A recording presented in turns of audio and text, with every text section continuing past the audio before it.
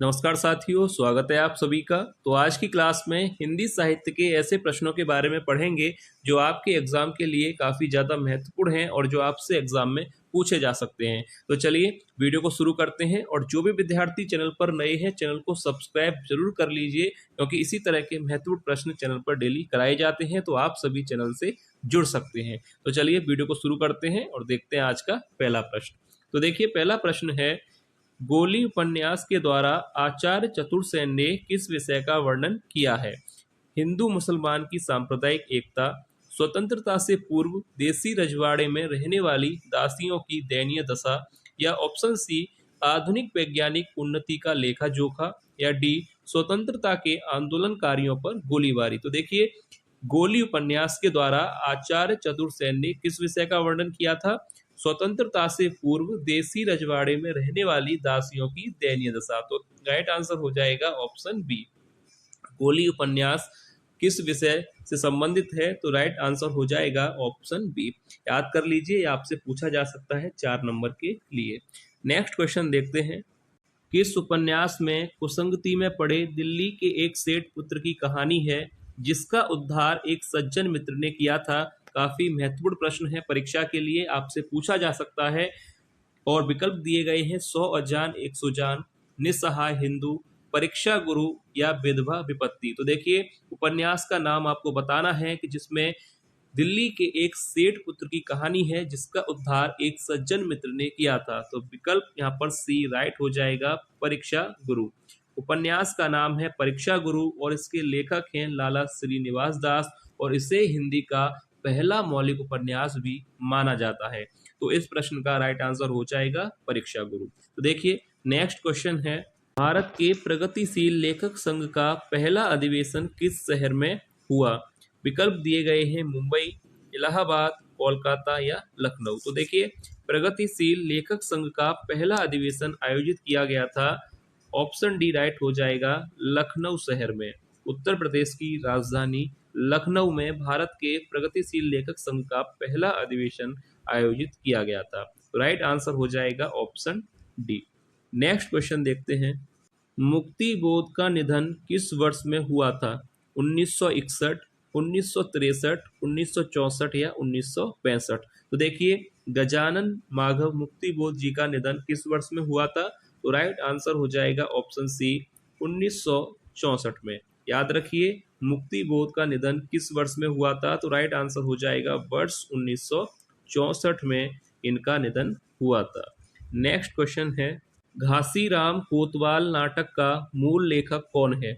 विजय तेंदुलकर, गिरीश कर्नाड, बादल सरकार, या जीपी देशपांडे। तो देखिए, घासीराम कोतवाल नाटक का मूल लेखक कौन है? तो राइट आंसर हो जाएगा, विकल्प पहला ही सही होगा, विजय तेंदुलकर इस नाटक के लेखक हैं। याद रखिएगा, घासीराम कोतवाल नाटक के मूल लेखक कौन है? विजय तेंदुलकर की यह रचना है घासीराम कोतवाल। नेक्स्ट क्वेश्चन है, महादेवी वर्मा ने नारी की समस्या को किस निबंध में चित्रित किया है?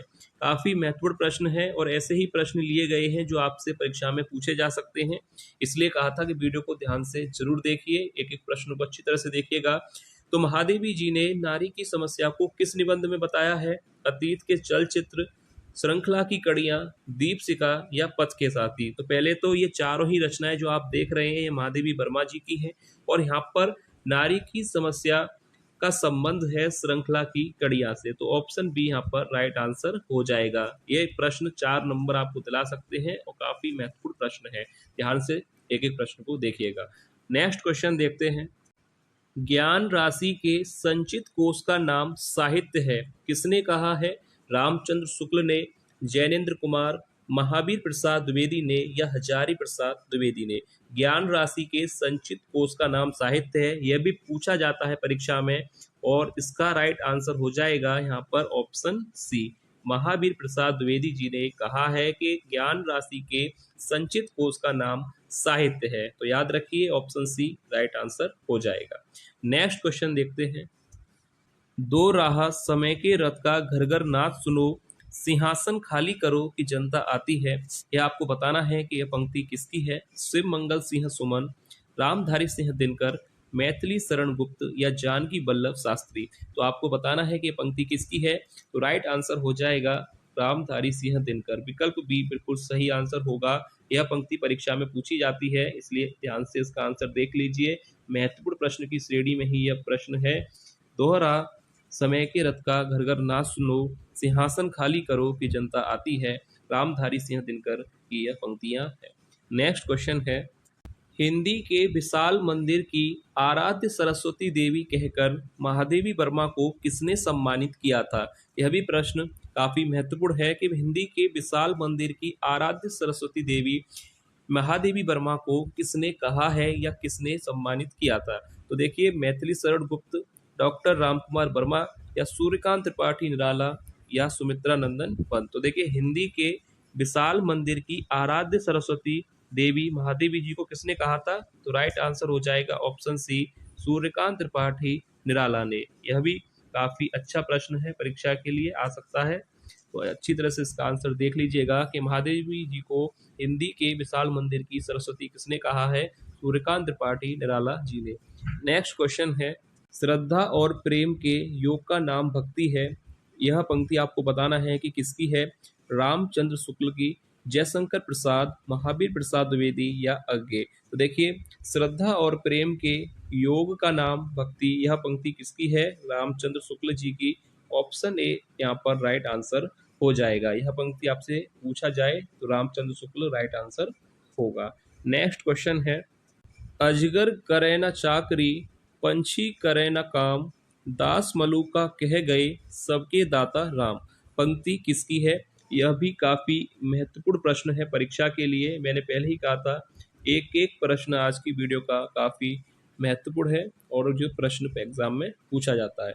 तो आपको बताना है पंक्ति किसकी है। रैदास, कबीर, रामानंद या मलुकदास। तो राइट आंसर हो जाएगा यहाँ पर ऑप्शन डी, मलुकदास की यह पंक्ति है। अजगर करे न चाकरी, पंछी करे न काम, दास मलुका कह गए सबके दाता राम। तो राइट आंसर हो जाएगा ऑप्शन डी, यह पंक्ति है मलुकदास जी की। नेक्स्ट क्वेश्चन है, यशपाल की किस रचना में बौद्धकालीन वर्ण व्यवस्था और वर्ग संघर्ष का चित्रण किया गया है। विकल्प दिए गए हैं, अमिता, सिंह सेनापति, दिव्या या प्रतिदान। तो यशपाल जी की कौन सी रचना है जिसमें बौद्धकालीन वर्ण व्यवस्था का चित्रण किया गया है। तो राइट आंसर हो जाएगा ऑप्शन सी, दिव्या।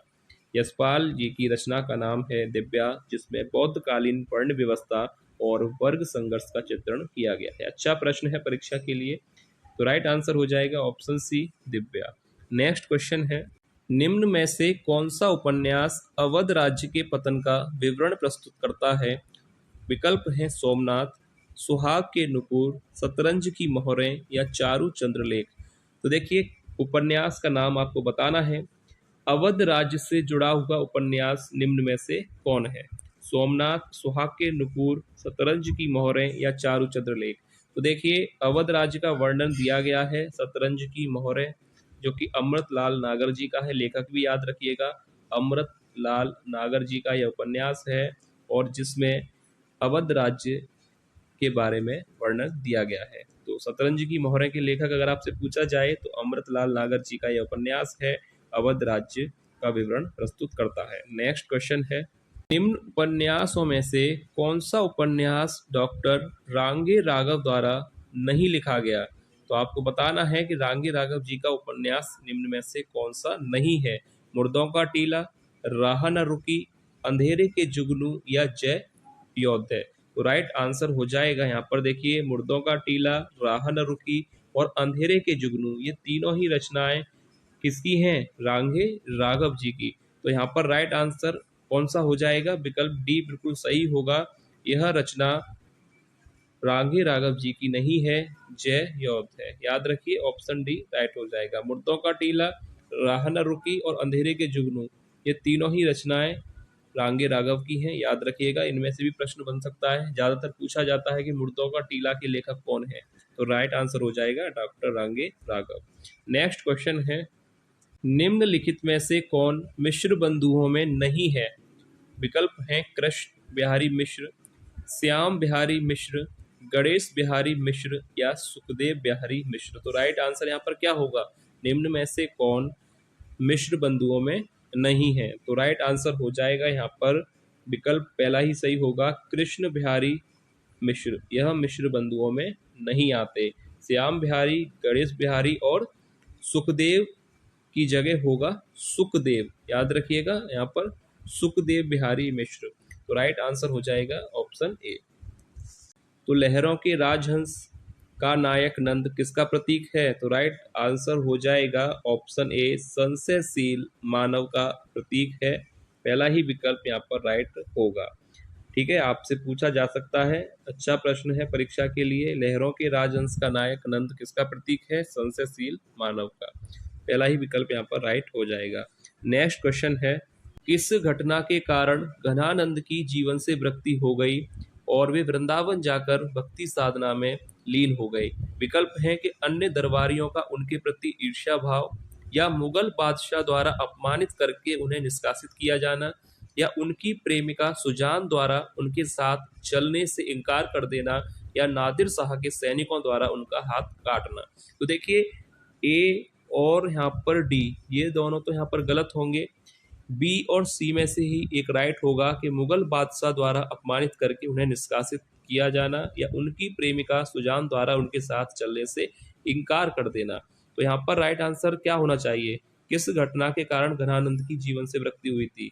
मुगल बादशाह ने उन्हें अपमानित करके निष्कासित किया था, यह भी यहाँ पर सही है। और प्रेमिका सुजान द्वारा उनके साथ चलने से इनकार कर देना भी सही है, क्योंकि इसी के बाद वह वृंदावन गए थे। तो यहाँ पर विकल्प सी राइट होगा। विकल्प सी यहाँ पर राइट हो जाएगा कि उनकी प्रेमिका सुजान द्वारा उनके साथ चलने से इनकार कर देना, और इसके बाद वो वृंदावन जाकर भक्ति साधना में लीन हो गए थे। तो विकल्प सी यहाँ पर राइट होगा। और आपकी इस पे क्या राय है, बी और सी पे आप लोग कमेंट करके बता सकते हैं कि विकल्प यहाँ पर बी और सी में से सही विकल्प कौन सा होगा। तो चलिए नेक्स्ट क्वेश्चन देख लेते हैं। जंगल जहां शुरू होता है के रचनाकार हैं ममता कालिया, भगवान सिंह, संजीव या मृणाल पांडे। तो देखिए जंगल जहां शुरू होता है, इस रचना को किसने लिखा है। प्रश्न का राइट आंसर हो जाएगा विकल्प सी, संजीव। जंगल जहां शुरू होता है के लेखक कौन है, संजीव। तो विकल्प यहाँ पर सी बिल्कुल राइट आंसर हो जाएगा। नेक्स्ट क्वेश्चन है, 5 आंगन वाला घर उपन्यास किसका है। विकल्प दिए गए हैं सानी, बी भीष्म साहनी, सी गोविंद मिश्र, या डी सुमित्रा नंदन पंत। तो देखिए 5 आंगन वाला घर, यह उपन्यास किसने लिखा है, गोविंद मिश्र जी ने। ऑप्शन सी यहाँ पर राइट आंसर हो जाएगा। 5 आंगन वाला घर उपन्यास के लेखक है गोविंद मिश्र। नेक्स्ट क्वेश्चन है, चंचला स्नान कर आवे चंद्रिका पर्व में जैसी पंक्ति निम्नलिखित किस काव्य से है। लहर, आंसू, झरना या जूही की कली। देखिए चंचला स्नान कर आवे चंद्रिका पर्व में जैसी पंक्ति किस काव्य से है। तो विकल्प यहाँ पर बी सही हो जाएगा, आंसू काव्य से। और आंसू के लेखक कौन है, जयशंकर प्रसाद। याद रखिएगा, चंचला स्नान कर आवे चंद्रिका पर्व में जैसी किस काव्य से है, आंसू, और इसके लेखक कौन है, जयशंकर प्रसाद। याद रखिएगा, आंसू के लेखक के बारे में पूछा जाए तो जयशंकर प्रसाद राइट आंसर होगा। नेक्स्ट क्वेश्चन है, मैथिल कोकिल किसे कहा जाता है। अमीर खुसरो, विद्यापति, हेमचंद्र या चंद्रबरदाई। तो मैथिल कोकिल किसे कहा जाता है। तो राइट हो जाएगा ऑप्शन बी, विद्यापति। विकल्प बी यहाँ पर राइट होगा। अच्छा प्रश्न है, परीक्षा के लिए पूछा जा सकता है। मैथिल कोकिल कहा जाता है विद्यापति जी को। नेक्स्ट क्वेश्चन है, जयशंकर प्रसाद की कौन सी रचना ब्रज भाषा में है। चित्राधार, चंद्रगुप्त, लहर या कामायनी। तो यह एक टेस्ट प्रश्न है जो कि हर वीडियो में आपको दिया जाता है। तो आज की वीडियो का ये टेस्ट प्रश्न है जो आपको करना है। आपको बताना है कि जयशंकर प्रसाद की कौन सी रचना है जो ब्रज भाषा में है। चित्राधार, चंद्रगुप्त, लहर या कामायनी। तो इस प्रश्न का जो भी राइट आंसर है आप लोग कमेंट करके बताइएगा। यह आपके लिए एक टेस्ट प्रश्न है। ठीक है, तो यह है वीडियो का लास्ट प्रश्न।